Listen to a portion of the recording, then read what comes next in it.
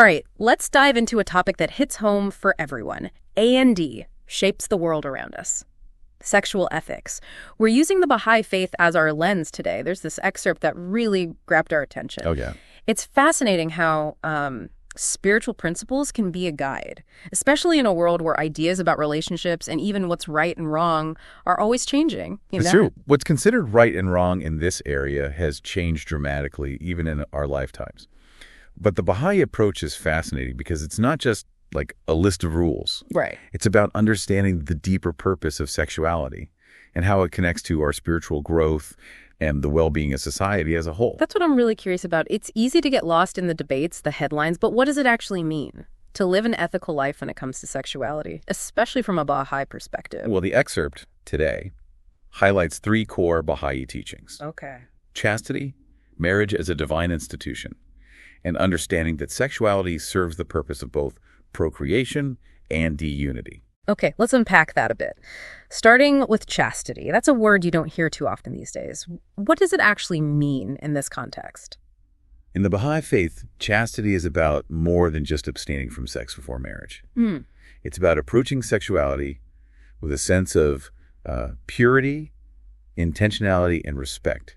It's about recognizing the power of this aspect of ourselves and not taking it lightly. So it's about being mindful, deliberate, not just giving in to impulses or pressures. I can see how that could apply even in casual dating, taking the time to truly get to know someone, build trust and respect before taking things further physically. Absolutely. It's about aligning our actions with our values and recognizing that intimacy is precious, powerful, not something to be treated casually. It makes a lot of sense. And I think it challenges some of the assumptions we have about chastity being outdated or restrictive. It's actually about being empowered to make conscious choices that are in alignment with our spiritual growth. Exactly. Now, the second teaching we'll be exploring is marriage as a divine institution. Okay.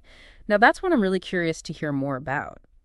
What does it mean for marriage to be divine in the Baha'i context? In the Baha'i faith, marriage is seen as a sacred union, a partnership that goes beyond just legal and social conventions.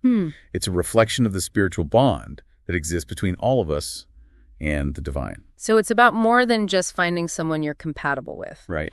It's about a deeper connection, a shared purpose, and a commitment to spiritual growth together. Exactly. It's about creating a space where love, compassion, and understanding can flourish, and where both partners can support each other's spiritual journeys. I can see how that elevates the concept of marriage to something much more profound than just a romantic partnership. It's about building something sacred, something that reflects a higher purpose. And the third teaching is about understanding that sexuality serves the purpose of both procreation and unity. Okay, this is where it gets interesting. We often hear about procreation, but what does the Baha'i faith mean by unity in this context? It's about recognizing that physical intimacy can be an expression of love, a way to deepen the bond between two people.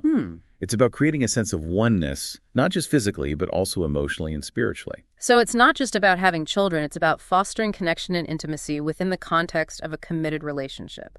It seems like this teaching highlights the importance of both the physical spiritual aspects of sexuality. Exactly. And it challenges the idea that sexuality is solely about pleasure or personal gratification. It's about recognizing the profound potential for connection and unity that exists within this aspect of ourselves. It's almost like a redefinition of what it means to have a fulfilling and meaningful sexual life. And what's fascinating is that these 3 core teachings, chastity, marriage as a divine institution, and the dual purpose of sexuality, provide a framework for navigating some of the most challenging and controversial issues we face today when it comes to relationships, intimacy, and morality. That's what I'm really eager to delve into. So what are some of the contemporary challenges where this Baha'i perspective offers a unique perspective? The excerpt specifically mentions 4 key challenges. Okay. Premarital relationships, same-sex marriage, pornography, and abortion. Oh, okay. You weren't kidding about challenging and controversial. Let's unpack these one by one. Starting with premarital relationships. I'm curious how the Baha'i faith approaches this in a world that often seems to encourage casual hookups and delayed commitment. It's true. We live in a culture that often emphasizes individual freedom and exploration when it comes to relationships. Yeah. But the Baha'i teachings encourage us to consider the potential consequences of this approach. What kind of consequences are we talking about? Well, for one, there's the potential for emotional hurt and disappointment. When we engage in casual relationships without a foundation of commitment and respect, it's easy to get hurt or to hurt others. Yeah, I think most of us have been there at some point, experiencing that sting of a relationship ending before it really began. And beyond the personal level, there's the impact on society as a whole. When commitment and fidelity are devalued, it can erode the foundation of trust that's essential for building strong families and communities. It's like a domino effect. Relationships built on shaky ground can contribute to instability and fragmentation in society. Exactly. And that's why the Baha'i faith emphasizes the importance of approaching relationships with intentionality, respect, and a commitment to building something lasting and meaningful. It's about recognizing that our choices in this area have ripple effects that extend beyond ourselves and impact the world around us. Now, the second challenge the excerpt mentions is the complex issue of same-sex marriage and LGBTQ plus rights. This is definitely a topic that sparks a lot of debate and strong opinions. I'm really curious to hear how the Baha'i teachings navigate this sensitive terrain. The Baha'i writings are very clear about the importance of love, respect, and inclusion for all individuals, regardless of their sexual orientation. So there's a strong emphasis on acceptance and treating everyone with dignity. Absolutely. However, the Baha'i faith maintains that marriage, as a divine institution, is between a man and a woman. That's where the tension arises, right? How do you reconcile those two seemingly opposing viewpoints? It comes down to recognizing the distinction between upholding core spiritual principles, A&D, demonstrating compassion and understanding for all individuals. So it's about finding a way to hold both of those truths simultaneously. Respecting the sanctity of marriage as defined within the Baha'i faith, while also advocating for the rights and dignity of LGBTQ plus individuals. Exactly. It's a nuanced and complex conversation, and the Baha'i teachings encourage us to approach it with both humility, A&D, a commitment to fostering unity and diversity. That makes sense. It's about recognizing that we can have different beliefs while still treating each other with respect and working towards a society that values the well-being of all its members. Now, the third challenge we'll be exploring is the pervasive influence of pornography and the media. This is one that feels especially relevant today. With the internet making explicit content so readily available, what concerns does the Baha'i faith raise about this? One of the main concerns is that pornography often presents a distorted and dehumanizing view of sexuality. It's like it reduces people to objects, focusing on physical gratification rather than genuine connection and intimacy. Exactly. And this can have a harmful impact on our perceptions of relationships and our ability to form healthy and meaningful connections. It's almost like it sets up unrealistic expectations and can make it harder to appreciate the beauty and complexity of real-life intimacy. And beyond that, there's the potential for addiction and compulsive behavior, which can have serious consequences for individuals and their relationships. So it's not just about prudishness. It's about recognizing the potential harm that comes from consuming media that degrades and exploits human sexuality. Exactly. The Baha'i teachings encourage us to be mindful of what we expose ourselves to, and to seek out media that uplifts and inspires, rather than degrades and dehumanizes. It's about making conscious choices that are in alignment with our values and that support our spiritual growth. Now, the fourth challenge mentioned in the excerpt is the highly contentious issue of abortion. This is one that often feels like it divides people into opposing camps, with little room for nuance or understanding.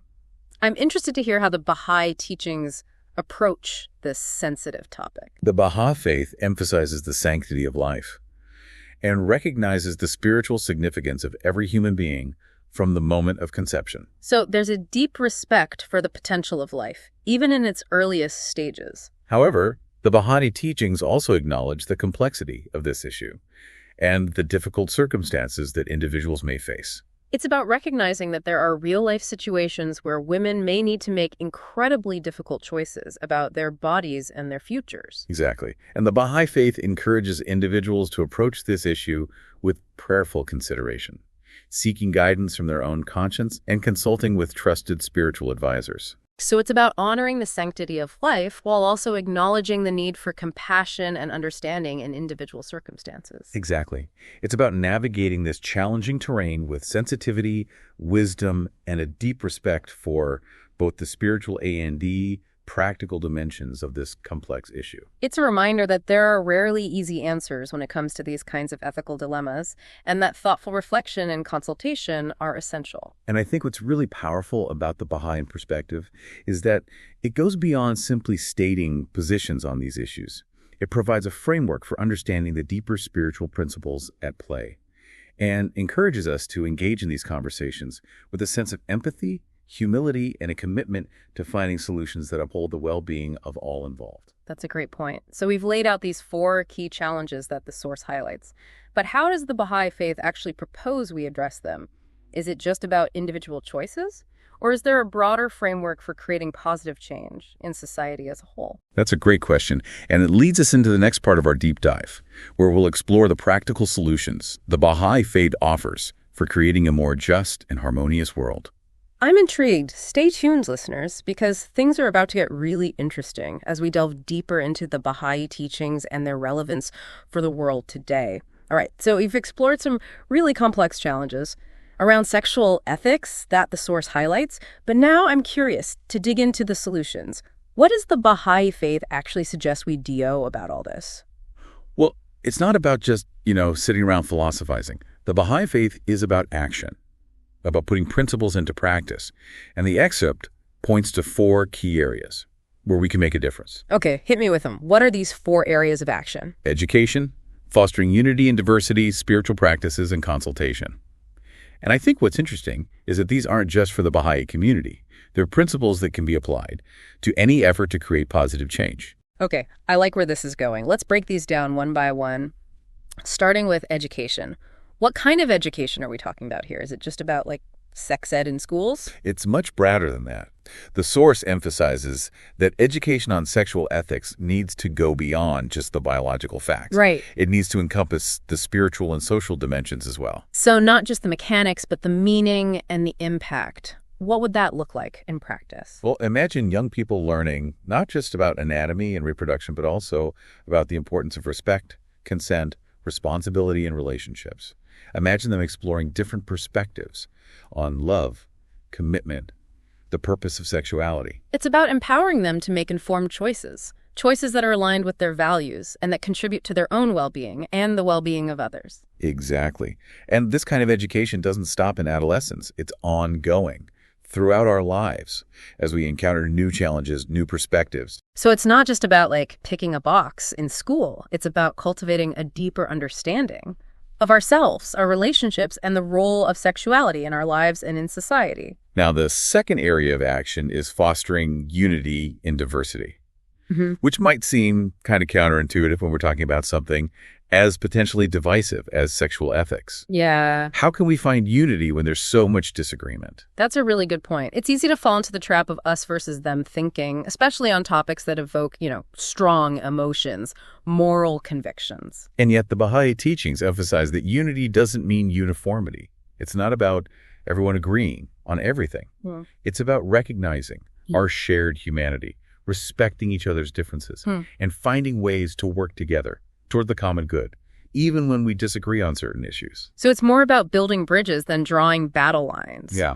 What would that look like in the context of these challenging conversations around sexual ethics? Well, instead of shutting down conversations or dismissing those who hold different views, it's about actively seeking to understand their perspectives. Right. It's about listening with empathy, engaging in respectful dialogue, searching for that common ground. It's about recognizing that even when we disagree, we can still learn from each other and find ways to move forward together. Exactly. And that brings us to the third area of action, spiritual practices. Now, this might seem a bit unexpected, but the Baha'i faith emphasizes that personal transformation is essential for creating positive change in the world. Okay, I'm intrigued. How do spiritual practices connect to something as seemingly external as sexual ethics? Well, think about it. When we engage in practices like prayer, meditation, or reflection, we're cultivating qualities like compassion, empathy, and self-awareness. We're connecting with our inner selves and aligning our actions with our higher purpose. So it's about developing those inner qualities that allow us to approach these complex issues with more wisdom, more understanding, more compassion. Exactly. And when we approach these challenges from a place of inner peace and clarity, we're less likely to get caught up in the emotional turmoil and polarization that often surrounds them. It's like creating a foundation of inner strength, resilience that allows us to navigate these difficult conversations with more grace and understanding. Now, the fourth and final area of action is consultation, which might sound a bit formal, but is actually a very practical and powerful tool for creating change. So what exactly is consultation, and how does it apply to something like sexual ethics? In the Baha'i faith, consultation is about coming together as a community to discuss challenges, explore different perspectives, and make decisions collectively. So it's not about imposing top-down solutions or silencing dissenting voices. It's about creating a space where everyone can contribute their ideas, their perspectives. Exactly. And when we apply this principle to something like sexual ethics, it allows us to move beyond the usual polarized debates, to find solutions that are both practical and in alignment with spiritual principles. I love that idea of collective wisdom guiding our decision-making, especially on issues that are so complex and nuanced. And what's really powerful about consultation is that it not only leads to better decisions, but it also strengthens relationships and builds unity within the community. It's about coming together, not just to solve problems, but to learn from each other and to create something greater than the sum of our individual parts. Exactly. So we have these four key areas of action: education, fostering unity and diversity, spiritual practices, consultation. And the excerpt suggests that by embracing these principles, we can begin to address those challenging issues we discussed earlier and create a world where sexuality is expressed in a way that is both fulfilling and ethically sound. It's a powerful framework for change, and I love that it goes beyond just talking about problems to offering concrete solutions. But I'm also curious, are there any real-world examples of how these principles are being put into practice? Is this just theory, or are people actually living this out? That's a great question.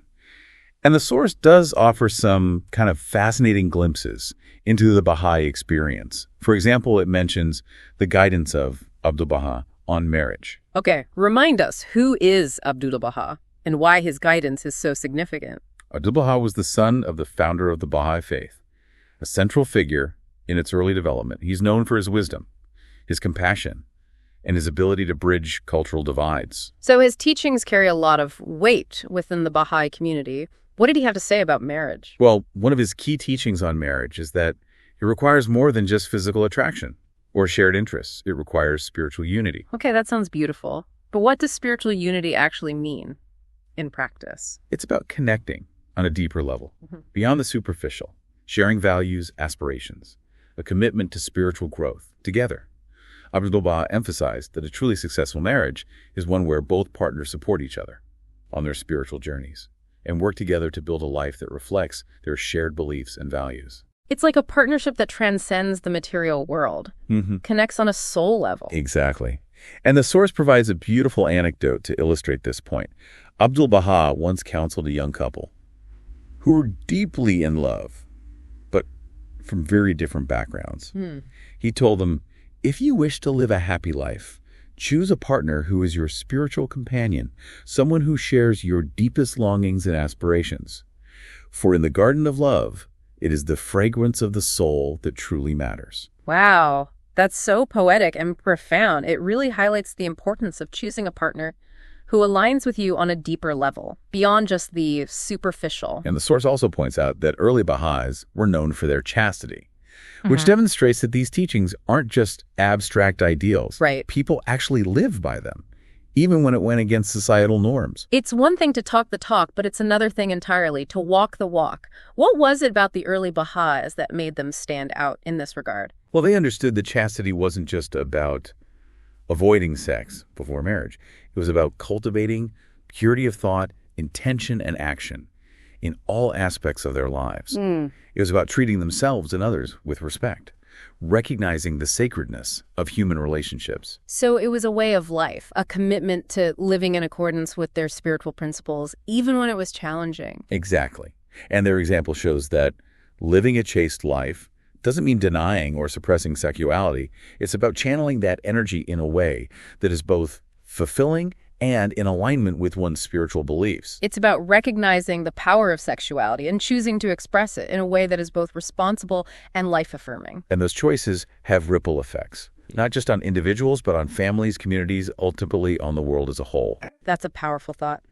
So we've talked about the challenges, the solutions, some inspiring examples from within the Baha'i community. But I'm curious how all of this connects to the bigger picture, to the kind of global issues facing humanity today. What relevance do these teachings have beyond the realm of, like, personal relationships? That's a great question. And it's one that the source directly addresses. It highlights a few key areas where the Baha'i perspective on sexual ethics can contribute to creating a more just and harmonious world. Okay, I'm ready for that zoom out moment. What are some of the global challenges where this framework offers unique insights? Well, one area is combating exploitation, which we touched on earlier. The Baha'i teachings emphasize the inherent worth and dignity of every individual, regardless of their gender, race, religion, or sexual orientation. So it's about recognizing that everyone deserves to be treated with respect and that no one should be exploited or objectified. Exactly. And this principle has profound implications for how we address issues like human trafficking, forced labor, the commercialization of sex. The Baha'i faith calls for a world where all forms of exploitation are eradicated, and where everyone has the opportunity to live a life of dignity and freedom. It's a vision of justice and equality that challenges the systems and structures that perpetuate exploitation and inequality. Another area where the Baha'i teachings offer valuable insights is in building healthy relationships. Right. We talked about how the emphasis on chastity, marriage as a divine institution, and the dual purpose of sexuality provides a framework for creating strong and lasting partnerships. But how does that translate to a global level? Well, imagine a world where relationships are built on a foundation of love, respect, and commitment, where families are stable, nurturing, and where children are raised in environments that foster their physical, emotional, and spiritual well-being. It's a vision of a society that prioritizes the well-being of families and recognizes the crucial role they play in creating a more just and compassionate world. Exactly. And this vision extends beyond the nuclear family to encompass the wider community. The Baha'i teachings emphasize the importance of building strong communities where everyone feels a sense of belonging, purpose, and interconnectedness. It's about creating a web of support that extends beyond our immediate families to encompass our neighbors, our colleagues, and ultimately all of humanity. And when we create these strong and supportive communities, we're better equipped to address some of the most pressing kind of global challenges we face today, like poverty, hunger, and environmental degradation. So it's not just about personal relationships. It's about building a world where everyone has the opportunity to thrive and where we work together to create a more just and sustainable future for all. Exactly. The Baha'i teachings recognize that these global challenges are interconnected and that we need a holistic approach that considers the well-being of both humanity and the planet. It's about recognizing that we're all part of one interconnected system and that our choices and actions have ripple effects that extend far beyond ourselves. And that brings us to the heart of the Baha'i vision for the future, a world where unity and justice prevail, where humanity recognizes its oneness and works together to create a civilization that reflects the highest aspirations of the human spirit. It's a powerful and inspiring vision, but I'm also aware that we live in a world where conflict and division seem to be on the rise. How does the Baha'i faith reconcile its emphasis on unity with the realities of a world that often feels so fragmented and polarized? That's a crucial question. And it leads us into the final part of our deep dive, where we'll explore how the Baha'i teachings address the complexities of conflict and offer a pathway towards a more peaceful and just world. This is definitely a topic I'm eager to delve into. Stay tuned, listeners, as we continue our exploration of the Baha'i faith and its relevance for the world today. Okay, so we've talked about how the Baha'i teachings offer a framework for approaching sexuality in a way that promotes individual well-being, and social harmony. But I'm really struck by the idea that these principles can actually contribute to resolving conflict. On a global scale, it seems like a pretty ambitious goal. It is ambitious. Yeah. But the Baha'i faith is fundamentally optimistic. Yeah. It believes in the power of humanity to overcome seemingly insurmountable challenges, to create a world where peace and justice prevail. And it all starts with recognizing our shared humanity. Okay, but how do we get from recognizing our shared humanity to actually resolving conflicts, especially those deeply rooted in cultural, religious, or political differences? Well, the source doesn't offer like a step-by-step guide to world peace. Right. but it does highlight some key principles that can guide our efforts. I'm all ears. What are these guiding principles? One of the most important principles is the Baha'i concept of unity in diversity. We've touched on this before, but it's worth emphasizing again. The Baha'i faith teaches that true unity doesn't mean erasing our differences or pretending that everyone has to agree on everything. So it's not about creating like a homogenous society where everyone thinks and believes the same things. Exactly. It's about recognizing that our differences are a source of strength, richness. It's about learning from each other's perspectives, finding ways to work together towards common goals, even when we disagree on certain issues. That's a beautiful concept. But in a world where polarization and division seem to be on the rise, how do we actually put this principle into practice? It takes conscious effort and a willingness to step outside of our comfort zones. The source encourages us to engage in dialogue with those who hold different views, to listen with empathy, to seek to understand their perspectives. It's about building bridges instead of walls. Exactly. And it's not always easy. It requires humility, patience, and a willingness to let go of our own ego and our need to be right. So it's a process of personal transformation as much as it is about changing the world around us. Absolutely. The Baha'i teachings emphasize that lasting change starts from within. It starts with transforming our own hearts and minds, cultivating those qualities of love, compassion, and understanding that are essential for building a peaceful and just world. Okay, but let's be real. Is it really possible to create lasting peace through personal transformation alone? Don't we also need to address the systemic issues that contribute to conflict and injustice? You're absolutely right. The Baha'i faith recognizes that social and political structures play a huge role in perpetuating conflict and injustice. So it's not just about changing individual hearts, but also about transforming the systems and institutions that govern our societies. Exactly. The Baha'i teachings call for the establishment of a just global order that promotes the well-being of all people, regardless of their background or beliefs. This includes advocating for human rights, promoting economic justice, and protecting the environment. It's a vision of a world where cooperation and solidarity replace competition and greed, where power is used to serve others rather than to dominate them. And the Baha'i community is actively working towards this vision through its involvement in various social and humanitarian initiatives around the world. So they're not just talking about these principles, they're actually putting them into action. Exactly. And they believe that everyone has a role to play in creating a more just and peaceful world. Whether it's through our personal choices, our involvement in our communities, or our advocacy for social change, we can all contribute to building a better future. I love that sense of empowerment, that everyone can make a difference. But I'm also wondering, with so much emphasis on unity and harmony, how does the Baha'i faith approach those situations where conflict is unavoidable, where there are fundamental differences that can't be easily reconciled? That's a really important question. And it's one that the source addresses by emphasizing the importance of justice. Justice is a core principle in the Baha'i faith. It means ensuring that everyone's rights are protected and that everyone has access to the resources and opportunities they need to thrive. So it's not about sweeping differences under the rug or pretending that conflict doesn't exist. It's about addressing those conflicts in a way that is fair, equitable. Exactly. And the Baha'i teachings encourage us to approach conflict resolution with a spirit of consultation and collaboration, seeking to find solutions that benefit all parties involved. It's about finding win-win solutions rather than resorting to power struggles or zero-sum games. And that's not always easy. It requires a willingness to compromise, to see things from multiple perspectives, and to put the needs of the community above our own individual interests. It sounds like a challenging but ultimately rewarding approach to conflict resolution. And the Baha'i faith believes that this approach is essential for creating lasting peace. It's not enough to simply end wars or sign treaties. We need to address the root causes of conflict, which often lie in prejudice, inequality, and a lack of understanding. So it's about building a world where the conditions for peace are cultivated, where justice prevails, and where everyone feels a sense of belonging and shared purpose. Exactly. And the Baha'i teachings offer a roadmap for how we can get there.